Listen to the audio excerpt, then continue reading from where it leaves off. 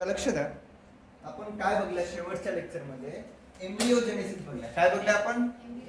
Embryo म्हणजे embryo तयार होणे, सिंपल. जेनेसिस म्हणजे तयार होणे, formation of embryo from zygote, called as the embryogenesis. बघा, जे झायगोट असतो, झायगोट पासून दोन सेल तयार होतात. एका झायगोटचे दोन सेल, त्याला काय म्हणतो आपण?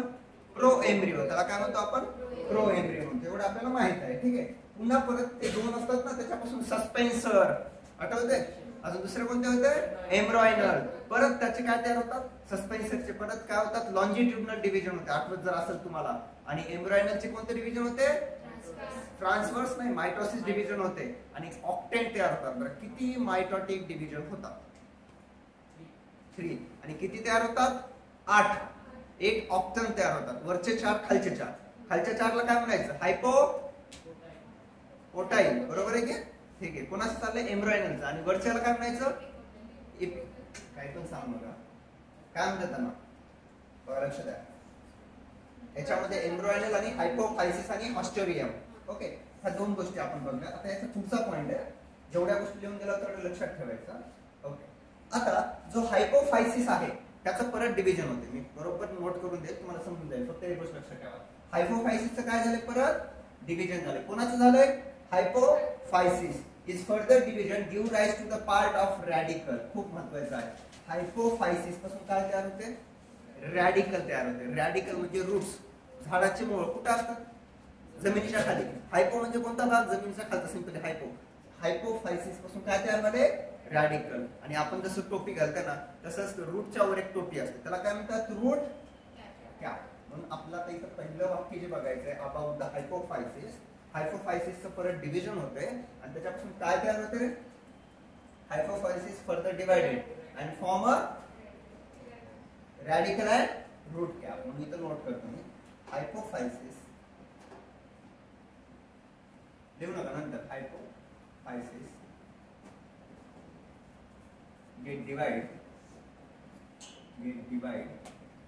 and form काय फॉर्म करते? Radicle and root cap.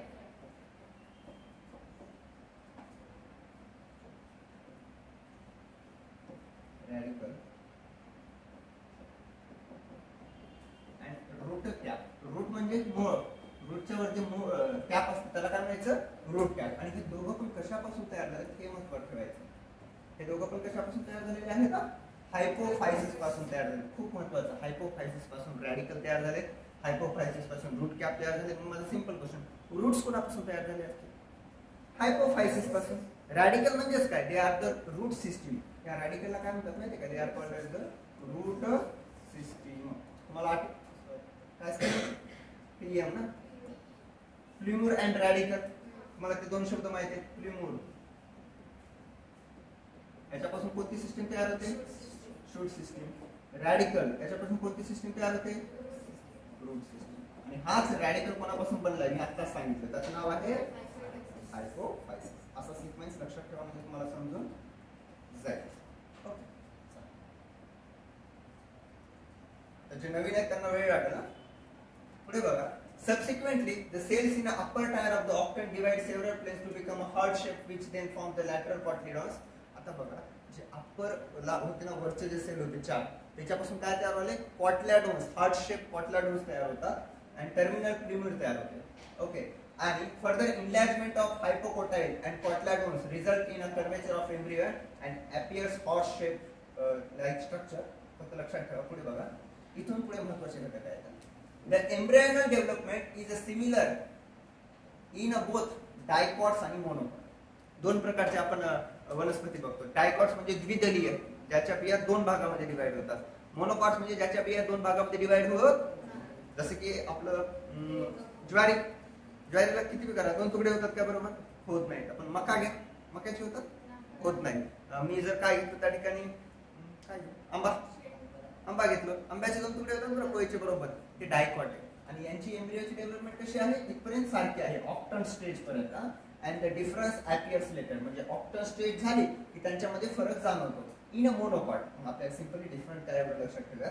आता इथे कोणता घटक चालला? In a monocot embryo single cotyledon अपोफाय. बरोबर आहे. मोनोकॉट मध्ये एकच असतो कॉटलॅडोन. म्हणून इन मोनोकॉट्स मध्ये how many cotyledons are present? Single. Single म्हणजे एक.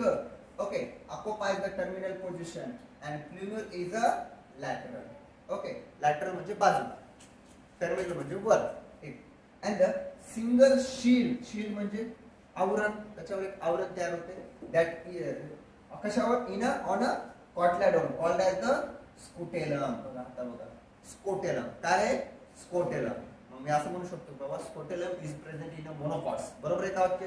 हो. कारण की हा सिंगल कॉटलेडोनच्या वर प्रेझेंट असते. कशाच्या वर? सिंगल कॉटलेडोनच्या वर.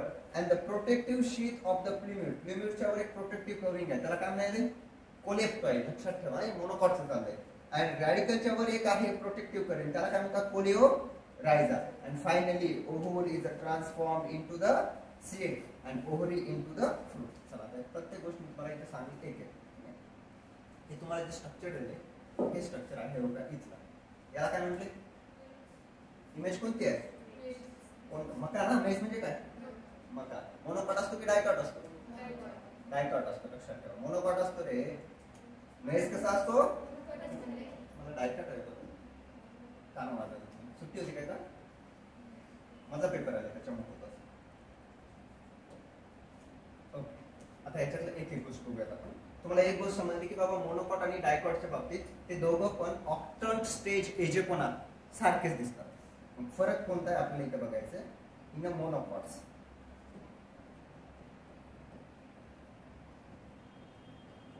त्यातलं पहिलं वाक्य मी नोट करतो, तुम्ही बघा बरोबर आहे का सांगा.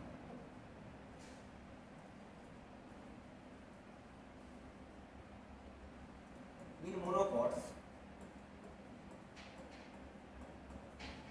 cotyledons is present at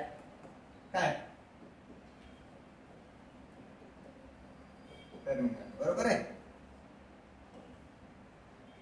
and lemur present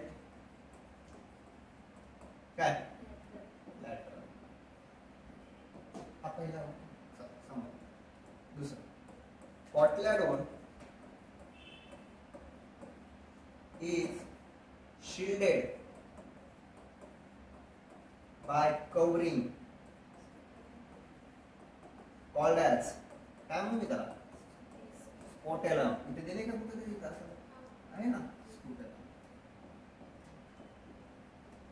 काय काम असेल? संरक्षण करणं, प्रोटेक्शन करणं.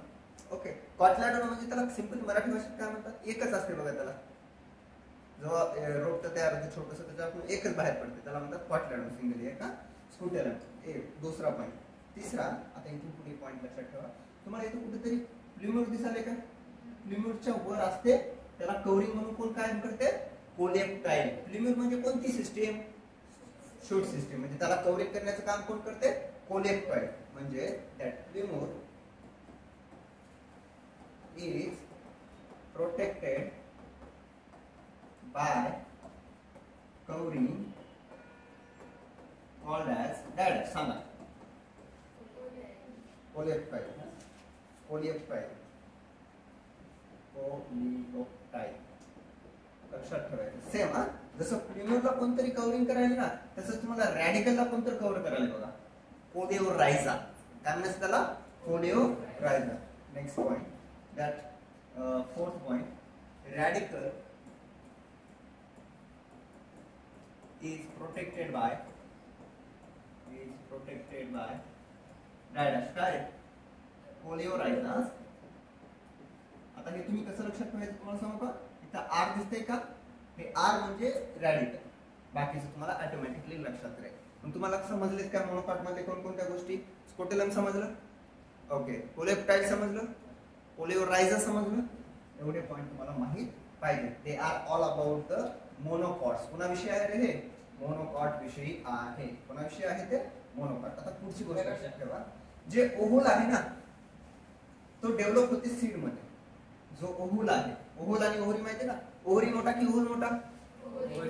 ओव्हरी मोठा, ओव्हल छोटा. ओव्हलचं कन्व्हर्जन सीड मध्ये होते. ओव्हलचं कन्व्हर्जन कशामध्ये? सीड मध्ये होते. पाचवं, oval is transformed into is transformed into dash. Ovary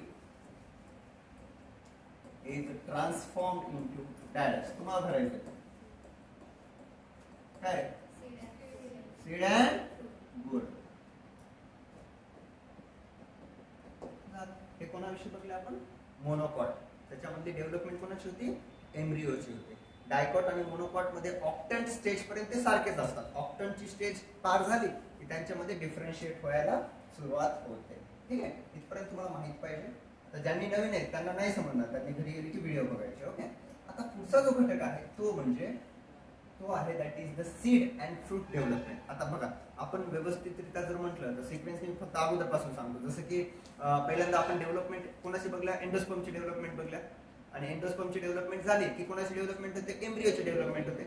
एम्ब्रियोची development झाली की सीड तयार होतो. सीड तयार झाला म्हणजे काय तयार झाला? फ्रूट. म्हणजे आपण सिक्वेन्स नुसार आता काय बघणार आहोत? सीड आणि फ्रूटची डेव्हलपमेंट. आणि याची सुरुवात झाली जसं की सीड कोणापासून तयार झालाय? ओव्हल पासून सुरुवात झालाय. फ्रूट कोणापासून तयार झालाय? ओव्हरी पासून तयार झालाय. लक्षात ठेवायचं. ओके, आता बघा, आता एवढा खटाटोप चाललाय रिप्रोडक्शनचा. कशासाठी? फ्रूट साठी नाही, सीड साठी. फ्रूट साठी चाललंय हे सगळं. कशासाठी झाले? सीड. कारण की त्याच्यापासूनच एक नवीन जनरेशन तयार होणार आहे ना. मी जर म्हणलो प्लांटची तुम्हाला एक नवीन जनरेशन करायचं, तुम्ही कसं करशाल? सीड पाहिजेत ना. एवढा खटाटोप कशासाठी चाललाय? त्याच्या बिया पाहिजेत म्हणून, त्याचे सीड्स पाहिजेत म्हणून. इथे वाक्य बघा, the goal of reproduction in every living organism including plants.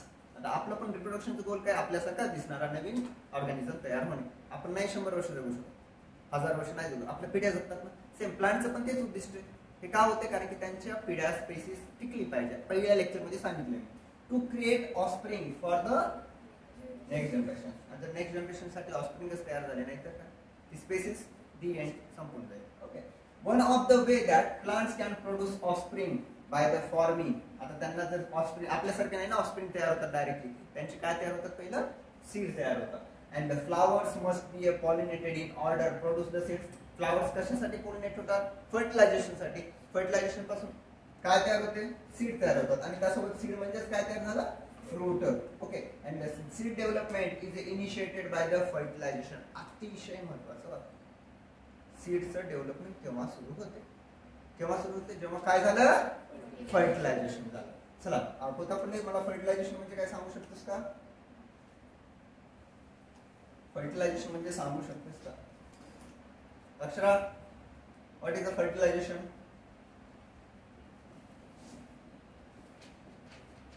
कोणी पण नाही येते. कोणाला हात वर करा. सिद्धेश सांग. Fusion of male and female. Okay, तू सांग. एवढंच. फर्टिलायझेशन इन प्लांट्स कोणी सांगू शकते का? किंवा fertilization in angiosperm?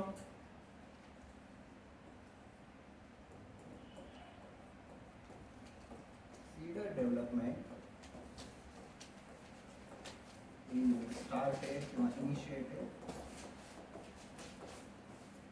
after fertilization. कोणाला इलाज व्यवस्थित सांगेल? अरे गाडवांनो, आपण डबल फर्टिलायझेशन शिकलोय की नाही? त्यालाच एक्सप्लेन करायचं. कोणी पाठ केले डबल फर्टिलायझेशन? केलंच का? ओके, नंतर सांगा, आता शिकवतो. सिनगॅमी असते, ट्रिपल फ्युजन असते. ओके, आणि तुम्हाला सांगतो बायोचं सिंपल आहे.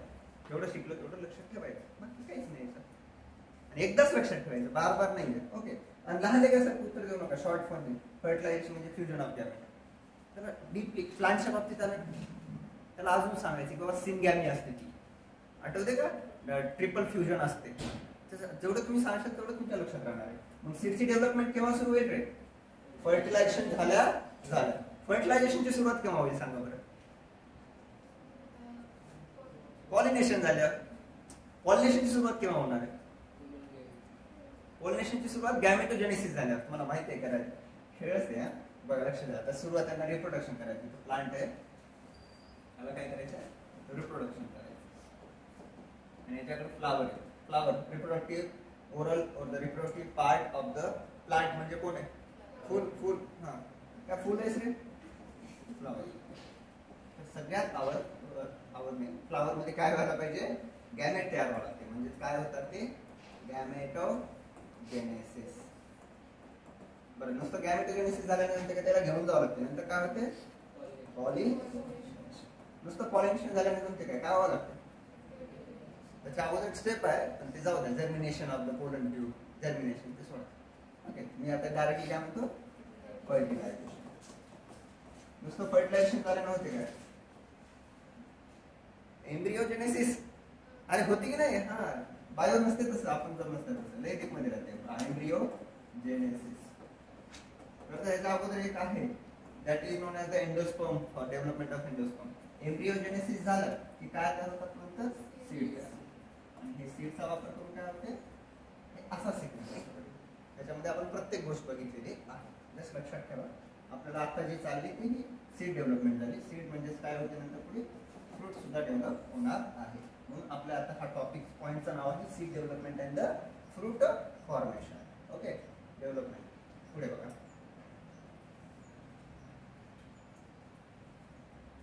आता एक गोष्ट बघा लक्ष द्या The integument of the fertilized ovule persists and get transformed into the seed coat and mature seed. आता जे इंट्युगमेंट आहे स्कीम म्हणून सांगितलं तुम्हाला कशाची त्या ओव्हलची हे काय तयार करते माहिती का सीड कोट तयार करते म्हणून दुसरा पॉइंट इंट्युगमेंट ऑफ ओव्हल फॉर्म्स काय सीड शेंगदाणा फुललं त्याला कोट असते ते सीड कोट ते काय आहे सीड कोट ओके एवढं आलं लक्षात तुम्हाला काय अडचण येतपर्यंत नाही पुढे ही डायग्राम महत्वाची आहे इथे तुम्हाला काय काय दिसेल तुम्हाला सांगायचं त्याला कोणतं डायकॉट आहे बीन बीन पायसमचं पहिला माहिती आहे का कोणतं म्हणतात त्याला आपण वटाणा म्हणतो का ती वाला आहे त्याच्यामध्ये आपण काय काय गोष्टी बघूया इपिकोटाईल आहे सगळ्यात वर असतं म्हणून त्याला इपिकोटाईल म्हणतात त्याच्यानंतर हायपो त्याच्या खाली असतं म्हणून हायपोकोटाईल म्हणायचं ओके त्यानंतर कोण आहे रॅडिकल कॉटलारॉन्स सीड कोट आणि हा सगळा काय एम्ब्रिओ आहे जस्ट लक्षात ठेवा आणि हे जे स्ट्रक्चर आलं draw the diagram of bean seed किंवा डायकॉट बीन सीड तर तुम्हाला ही डायग्राम काढता आली पाहिजे ओके अशा पद्धतीने तुम्हाला माहिती आहे आपलं एक वाक्य होतं किडनी शिकताना कधी पुन्हा मी जेव्हा शिकवले kidney is a bean shape structure म्हणतात ना बघा बीन अर्धकट्टर आहे दोन किडनी दिसत आहेत ना ठीक आहे लक्षात ठेवा जसं बीन शेप म्हणजे या आकाराचं पुढे बघा आता सीडवर कधी कधी दोन काय असतात त्या ठिकाणी कव्हरिंग असतात फॉर एक्झाम्पल मी जर शेंगदाणा घेतलो शेंगदाणा ठीक आहे शेंगदाण्याच्या बाहेरची एक कव्हरिंग असते आणि शेंगदाण्याच्या वर पहा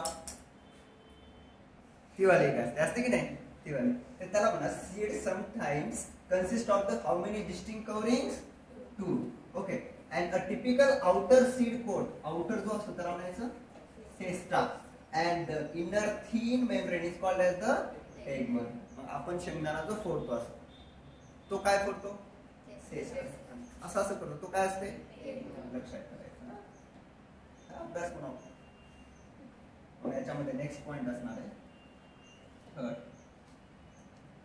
typically seed has two coverings किंवा two coats outer is called didash काय sesta and inner is called as tegma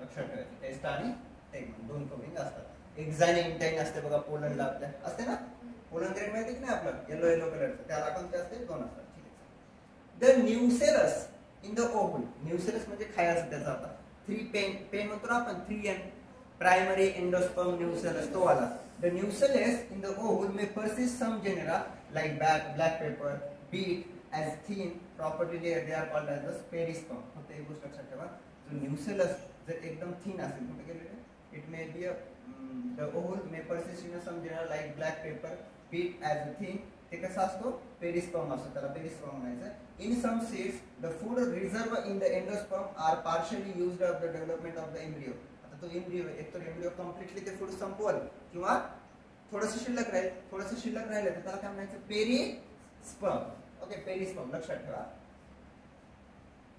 महत्त्वाचा एक पॉइंट आहे Obviously, in such a seed, endosperm remains conspicuous and fills greater part of the seed. The resultant seed endospermic or the albuminous. Example, castor आणि coconut आणि mess. बघा लक्षात द्या. Coconut आणि mess आपण ह्याचे सीड जेव्हा खातात किंवा ते फ्रूटचे सीड जेव्हा खातात कसे लागतात आपल्याला एकदम. त्याच्यामध्ये जास्त काहीतरी असं वाटतं ना. कोकोनट खूपच जास्त आहे ना. मेस म्हणलं तर मेस माहिती ना, मग आपण खातो ना खरडून. ओके, तर त्याला म्हणायचं एंडोस्पर्मिक किंवा त्याला काय म्हणायचं अल्बुमिनस. ओके, एवढीच गोष्ट लक्षात ठेवा. एंडोस्पर्मिक आणि अल्बुमिनस. कोणामध्ये कोकोनट आणि मेज हे झालं सीडच्या बाबतीत. आणि अजून 2-3 पॉईंट आहे तेवढे बघा. एंडोस्पर्मिक मध्ये मी वाटलं तर नोट करतो. Endospermic and albuminous seeds. Endospermic and कोणते अल्बुमिनस.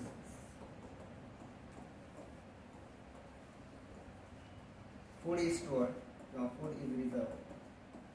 रिझर्व म्हणजे जमा करतो आपण ते यूज करतो. एक्झाम्पल म्हणतात ना कोकोनट अँड मेस. सोपे लक्षात ठेवा. आणि याच्याच अपोजिट आता याच्यामध्ये फूड रिझर्व आहे. काही जणांमध्ये फूड रिझर्व नाही राहणार म्हणून त्यांना काय म्हणतात they are called as the non endospermic or the ex albuminous. Example pea and bean. Non endospermic. Some seeds are non endospermic. Non endospermic and X albuminous.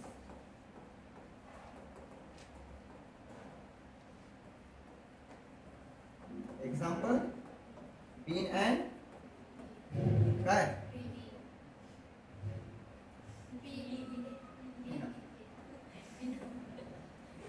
आणि ह्याच्यामध्ये जे असतं ना त्याला सिंपल लक्षात ठेवतो मला त्याला पेरिस्पर्म म्हणतात. कसं का? कारण की आता संपला म्हणून कसं असतो ठीक. ओके, गोष्टी लक्षात ठेवायच्या तुम्हाला. आता पुढे बघा. तुम्ही एक मायक्रोपाईल नावाचं एक एंड असते आपण चित्र असते बघल्या पोर असतो. पोर तो त्या सीडला पण असतो. तो कोणाला असतो सीडला. मी अगोदरच सांगितलं सीडला असतो. इथं बघा. Cotyledons in some non endospermic food हे फूड स्टोरेज म्हणून काम करतात आणि they are also the first photosynthetic organ. तुम्हाला खूप महत्वाचं आहे प्लांटचं काही याच्यामध्ये फर्स्ट फोटोसिंथेटिक ऑर्गन जर म्हटलं तर ते कोण असतात कॉटलॅडोन्स असतात. कोण असतात कॉटलॅडोन्स. फोटोसिंथेसिस माहिती आहे सूर्यप्रकाशाचा वापर करून वनस्पती स्वतःचे अन्न स्वतः तयार करतात. त्यांना आपण काय म्हणतो प्रकाश संश्लेषण म्हणतो. तर आता पहिला जो ऑर्गन असणार आहे तो म्हणून कोण काम करणार आहे इथं कॉटलॅडोन्स. पण प्रत्येकामध्ये एका सम नॉन एंडोस्पर्मिक सीड्स मध्ये. ठीक आहे. पुढचा पॉईंट हे महत्वाचे तुम्ही नोट करा. 6वा पॉईंट. In some non-endospermic ह्याच्यामध्ये स्टोर आहे का? मग यांना अन्न पाहिजे. मग हे काय करते प्रकाश संश्लेषण. In some endospermic non endospermic seeds cotyledons act as first photosynthetic organ. First photosynthetic organ म्हणून कोण काम करणार आहेत आपल्या त्या ठिकाणी कॉटलॅडोन्स काम करणार आहेत. लक्षात ठेवायचे महत्त्वाचे घटक आहेत. कॉटलॅडोन्स फर्स्ट फोटोसिंथेटिक ऑर्गन म्हणून काम करणार आहे. आणि आपल्याला सांगितल्याप्रमाणे त्याला एक छोटंसं छिद्र असतं त्या बियाला त्याला म्हणतात स्मॉल पोर. आणि ह्याच्या सीड कोटच्या त्याच्यामधून काय एंट्री देते ना पाण्याची आणि ऑक्सिजनची. म्हणून बघा आपण मूग भिजू घालत्या मुगाला काय येते मोड येतात. ते मोड जिथून येतात ना त्या एंडचं नाव आहे म्हणजे सीडला पण कोणते एंड आहे मायक्रोपाईल एंड आहे. त्याच्यामधून कोण एंट्री घेते वॉटर आणि ऑक्सिजन. म्हणूनच त्याला पाण्यात भिजून ठेवलं जातात ना. म्हणून next point small pore of seed called micropyle which gives entry to oxygen and water. त्या दोघांमध्ये येण्यास. ओके, त्याचं नाव महत्वाचं आहे मायक्रोपाईल. आता थोडेच पॉइंट आहे आता काय फ्रूट डेव्हलपमेंट आहे, आतापर्यंत मी तुम्हाला सीडचं सांगितलंय. आता जे फ्रूटची डेव्हलपमेंट असते ना, दॅट ट्रिगर्ड बाय हार्मोन्स. त्याला काय लागतात? हार्मोन्स. आता असं आपण झाड लावलेलं त्याला फळ लागतात काय? टाइम लागतं ना त्याला, मॅच्युअर बनावं लागते, फर्टिलायझेशन व्हावं लागते, सगळ्या गोष्टी व्हावं लागतात, सीड तयार होते, तेव्हा कुठं काय बनणार आहे? त्याच्यासाठी सगळ्यात महत्त्वाचे असतात हार्मोन्स. काय गरजेचे असतात? हार्मोन्स. कोणाला सांगता येईल का मला हार्मोन्स काय असतात? What are the hormones? Hormones are those chemical substances which are used to get a permanent changes. आता इथं हार्मोन्सचा वापर करून कोणते चेंज केले जातात? परमनंट. आता फॉर एक्झाम्पल आपण लहानपणी जन्मलो तेव्हा छोटेसे एवढेसे होते, आता एवढे मोठे झाले. आपल्यामध्ये एक हार्मोन सिक्रेट झालं, त्याचं नाव आहे ग्रोथ हार्मोन. आणि आपला चेंज, आता मला परत लहान मुलांना जमते का, तुम्हाला मुलांना जमते का? जे परमनंट चेंज करतात ना केमिकल्स लिव्हिंग ऑर्गॅनिझम मध्ये, त्यांना काय म्हणायचं? जेव्हा घटक येईल, कंट्रोल अँड कोऑर्डिनेशन एक टॉपिक आहे अतिशय महत्त्वाचा फिजिओलॉजी मधला, मी तेव्हा शिकवतो तुम्हाला हार्मोन्स काय.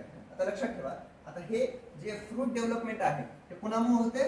हार्मोन्समुळे. And producing developing seeds. As I mentioned earlier, after the fertilization, the zygote is formed and the ovary begins to differentiate into the fruit and ovary wall develops into the pericarp. महत्त्वाचं आहे, ओव्हरीची जी wall आहे ना त्याच्यापासून काय बनते? Pericarp. Peri म्हणजे outer, pericarp. Okay, आपण आंबा घेतो, आंब्याच्या बाहेरची जी कवरिंग असते ना, बाहेरची एकदम पिवळी ती कोणती आहे? पेरिकार्प. लक्षात ठेवा, pericarp is basically 3 layer. Pericarp मध्ये किती लेअर असतात? 3 layer, which get differentiate in the fleshy fruit like the mango आणि कोकोनट. ठीक आहे, म्हणजे आपल्याला हे पॉइंट ऍड करावं लागणार आहे about the fruit. Me note करतो तिथं, fruit development. It is triggered by the hormones. Development of fruits is triggered. Trigger म्हणजे चालना देतात त्याला. Triggered by कोण? Hormones.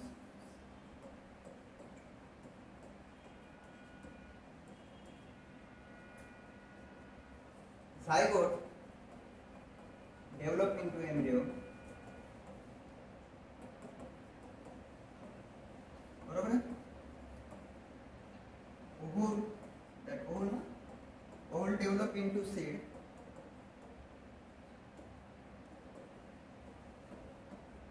and ovary develop into fruit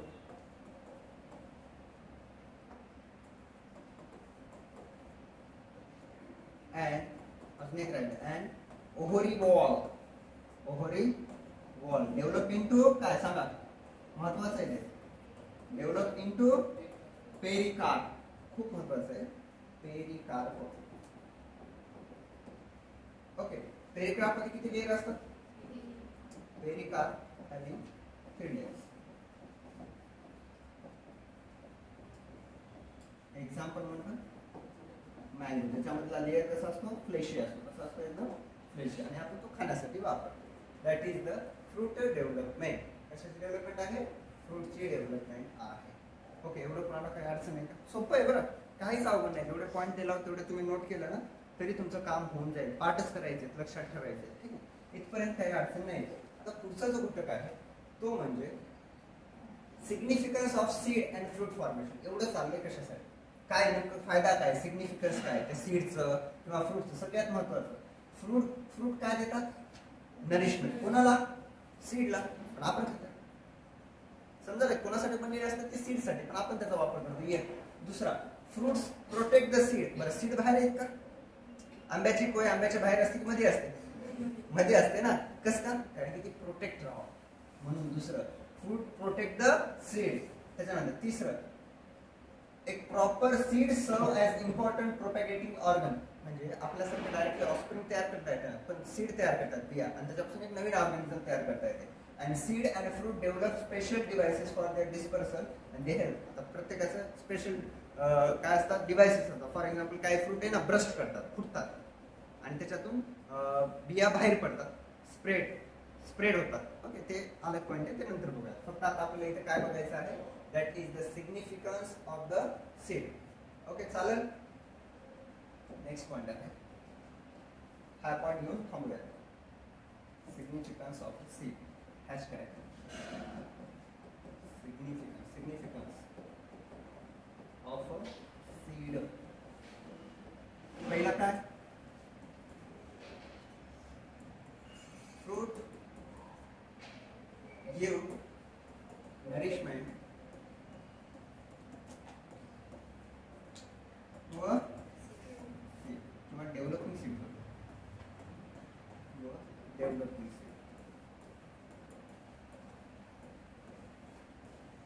दूसरा fruits protects seeds. Fruits are used to store food. हे 3 point तुम्हाला लक्षात ठेवायचे आहेत. ओके, आता एक छोटंसं रिवाइज म्हणून एक पॉइंट घेऊया आणि त्याच्यानंतर थांबूया.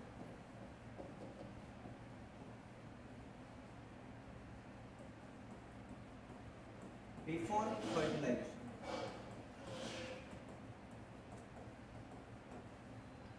after fertilization. मला तुम्ही सांगायचं, मी ट्री लिहिणार बिफोर फर्टिलायझेशन आणि तुम्ही सांगायचं आफ्टर फर्टिलायझेशन. मला जसं येते तसं. ओहोरीची वॉल काय बोलते?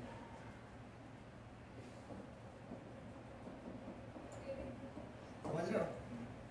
चला दुसरं ओहोरी काय बोलते?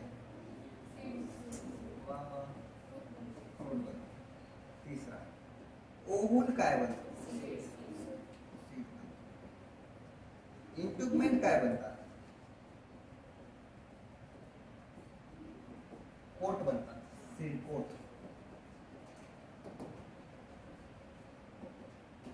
ओके, हे झाले 4 पॉइंट. त्याच्यानंतर आपण जर म्हटलं आपण जसं की आता हे बिफोर फर्टिलायझेशन आहे, पण थोडंसं फर्टिलायझेशन झालं झायगोट तयार झाला.